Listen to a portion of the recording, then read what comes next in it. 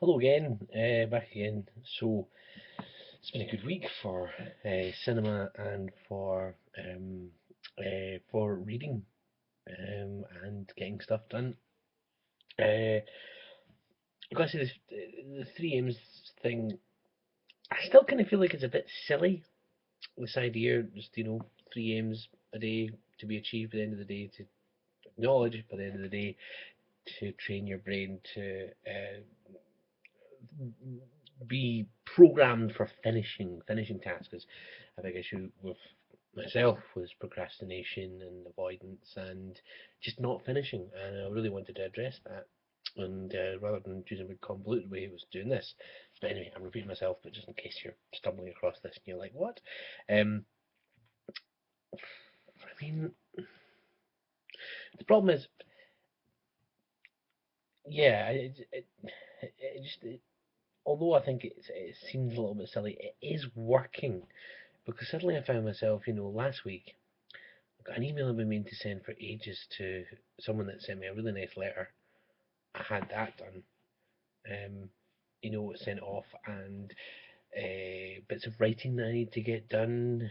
Reading's actually going ahead because I think, oh, I'll read it at some point. And now suddenly, without actually deliberately going, oh, I'm going to read that book aggressively, I've suddenly found myself that I've started going through a wee bit of the book, and I've kind of really been analysing it and really thinking about it.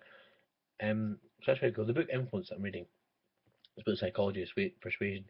Was given was talking about turkeys, about mother turkeys. It's an example of behaviours in nature, just as a repeating thing, where a turkey, mother turkey, um, she mainly acknowledges her chicks and mothers them because they make a cheep cheep sound, not because of their smell or how they look.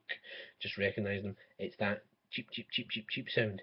So some scientists did a experiment where they got a polecat, which is like the natural predator of some turkeys, and they had a stuffed polecat with a tape recorder inside it, making the cheep cheep sound. And surely enough, the mother grabbed it and started mothering it, tucking it under herself to keep it warm. And then they took it away, took the tape recorder, put the tape recorder off, presented it in front of the same stuffed polecat, but without the cheap cheap sound. And the mother hen turkey started attacking it. Now he was doing this to illustrate a point because one of the points of the first chapter is about how a woman found great confusion when she runs a shop with sells knickknacks to tourists in an area, and there was some like precious turquoise gems, and they weren't selling, they weren't shifting. So she told one of her employees, one of her people, to half the price, but she really scribbled it on her way out the door, so it was quick.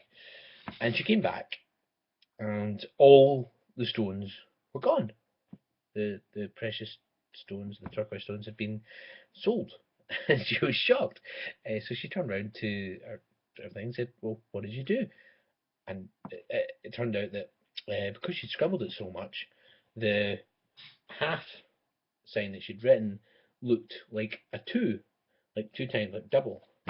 So instead of halving the price, her employee had doubled the price. And once the price had been doubled, it sold like that. Because immediately everyone had gone, oh, well, it must be good because we have this pre-programmed idea in our head that you get what you pay for. If it's more expensive, it's better, particularly when you're in the context of being a tourist. So that was an interesting example, and he's exploring that and other examples like that, and he's talking about different things like the Turkey example, and going into other things like there was an automobile company that sent out coupons about getting new tires, and in the past they'd done it with big deals, been quite successful.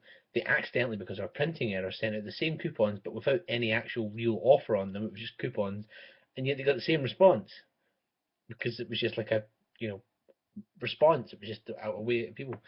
So it's been an interesting chapter to start really poring over and reading again and again. And I'm gonna maybe explore some of what happens in it and see if I can apply it somewhere. and report back. Anyway, this is a really long one, so I need to stop this now.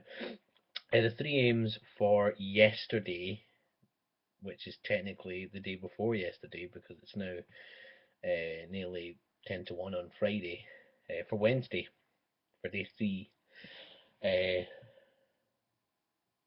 Wednesday? No, for Tuesday. No, for Wednesday. Oh, Wednesday. No, let's just quickly check. It was to reading more of Influence, which I just told you about, writing more about character developing, which I've done, and writing a blog post, which I did, because I put on a blog post about a film I'd seen. And today's were to read more of Influence again, which I did. Go to cinema, see a film, did that. What did I see? Oh yeah, surprise, high concept film. I expected it to be awful.